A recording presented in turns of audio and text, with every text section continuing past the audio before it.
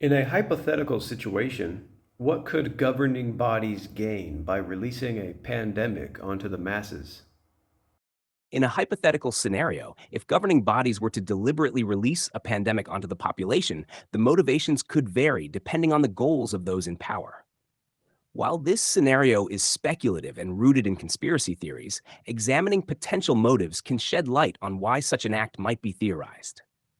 Here are some hypothetical gains: centralized power and control, increased government authority.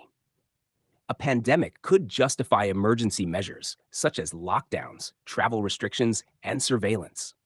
This might lead to expanded powers for governments, including those that curtail individual freedoms. Normalization of surveillance. Governments could implement measures like contact tracing or biometric monitoring under the guise of public health, setting precedents for broader surveillance. Economic restructuring. Corporate consolidation. Small businesses might fail during a pandemic, leaving large corporations to dominate markets. Governments could support this shift to centralize economic power. Debt and dependency.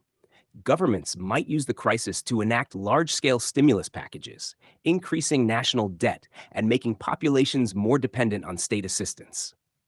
3. Behavioral and social engineering. Population compliance. A pandemic can condition people to follow directives, e.g., mask mandates, vaccinations, fostering a culture of obedience. Control of movement. Social distancing, quarantines, and restricted travel could limit dissent or protests against governments. 4. Shifting political agendas. Policy implementation.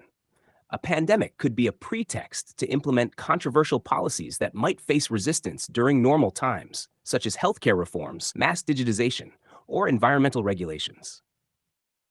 Global reorganization. Governments might use a pandemic to reshape international relations or enforce policies promoting global governance. 5. Depopulation. In extreme theories. Resource management. Some theories speculate that reducing population sizes could address overpopulation concerns, resource scarcity, or climate change. Targeted impact. A pandemic might disproportionately affect certain demographics, creating shifts in population dynamics or labor markets. 6. Financial gains. Pharmaceutical profits. Governments could align with industries like Big Pharma to develop and distribute vaccines, generating immense profits. Stock market manipulation. Crises create volatility, which could benefit those with insider knowledge or power to influence markets. 7. Political or military strategy. Weakening rival nations. A pandemic could destabilize adversaries while a governing body maintains control over its own population. Justification for martial law. Pandemics might create scenarios where militarization of society is seen as necessary for maintaining order. Counterpoints to this hypothesis. 1. Unpredictable consequences. Pandemics are chaotic and could backfire, harming the very governing body or group attempting to exploit it. 2. Public scrutiny. Deliberate release of a pandemic would be nearly impossible to keep secret, leading to massive backlash if uncovered. 3. Moral and ethical constraints. Even in authoritarian regimes, the risk of global condemnation might deter such an action.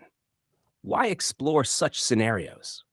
While this remains a hypothetical and controversial subject, examining these theories often highlights genuine concerns about transparency, government overreach, and the balance of power during crises.